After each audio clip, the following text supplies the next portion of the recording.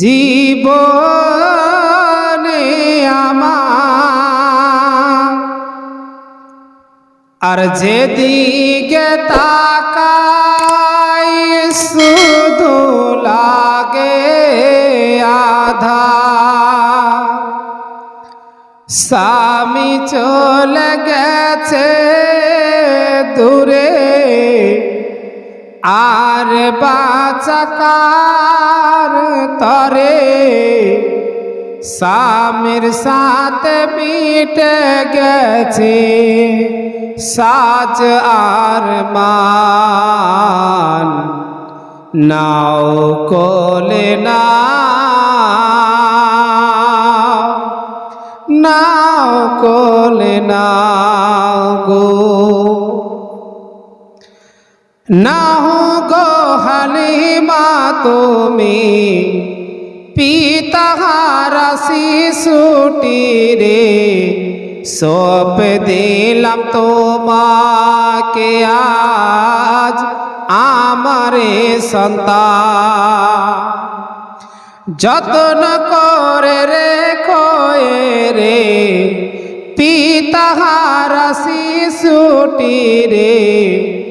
আমিনা দুঃখিনীর জানু এমন প্রাণ। নাও কোলে নাও দাও কোলে দাও গো। হযরত হালিমাতু সাদিয়া রাদিয়াল্লাহু তাআলা আনহা তিনি কি বলছেন শুনুন। আরে এমন নসিব বলো কজনার হয়। আকাশেরই চাঁদ বলো কজনা পায়। হালিমা বলছেন আরে এমন নসিব বলো কজনার হয়। আকাশেরই চাঁদ বলো কজনা পায়। কেঁদো না আমিনা তুমি কেমনে রাখিব আমি। কেঁদো না আমিনা তুমি কেমনে রাখিব আমি। যেমনে রাখে মা আপন সন্তান। দাও কোলে দাও দাও কোলে দাও গো। নাও গো হালিমা তুমি পিতাহারা শিশুটি রে। সঁপে দিলাম তোমাকে আজ আমারে সন্তান। যত্ন করে রেখো রে পিতাহারা শিশুটি রে। আমিনা দুঃখিনীর জানো এমন প্রাণ। নাও কোলে নাও কোলে নাও গো। তো হযরত মা আমিনা রাদিয়াল্লাহু তাআলা আনহা এ হযরত হালিমাতু সাদিয়ার কোলে দিলেন, তার বাড়িতে লালন পালন হলো। এবার আমার আপনার বিশ্বনবী নিজের মা জনের কাছে লালন পালন হচ্ছে। হযরত মা আমিনা রাদিয়াল্লাহু তাআলা আনহা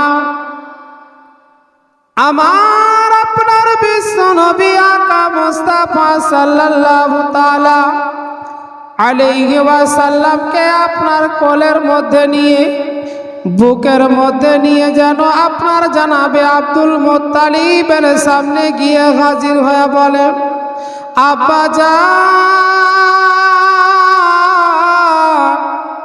আমি আপনার সামনে হাজির হয়েছি কিছু বলার জন্য।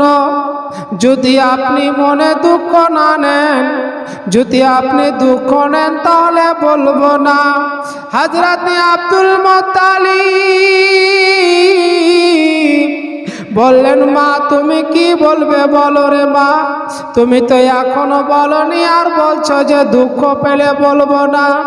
হযরতে মা আমিনা রাদিয়াল্লাহু তাআলা আনহা বলেন, আব্বাজান আপনার তো জানা আছে আপনার সন্তান আমার মাথার সরতাজ, আপনা আমার মাথার সরতাজ, আপনার কলেজার টুকরা গো আব্বা। আমার স্বামী আব্দুল্লাহ দুনিয়ার বুক থেকে বিদায় নিয়েছে গো আব্বা। তাই আব্বা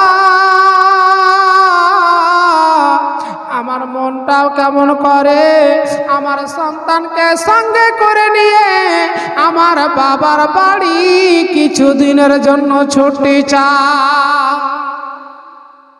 অর্থাৎ আপনার ছেলে আজ কয়েক বছর অতিবাহিত হয়ে গেল, আমাদের ছেড়ে তিনি কবরে আরাম করতেছেন। আমার মনটা কেমন করে, আমি আপনার পোতাকে সঙ্গে করে আমার নিজের মা বাবার বাড়ি দেশ থেকে বেড়াতে যেতে চাই, আপনি আমায় অনুমতি দেন, ছুটি দেন।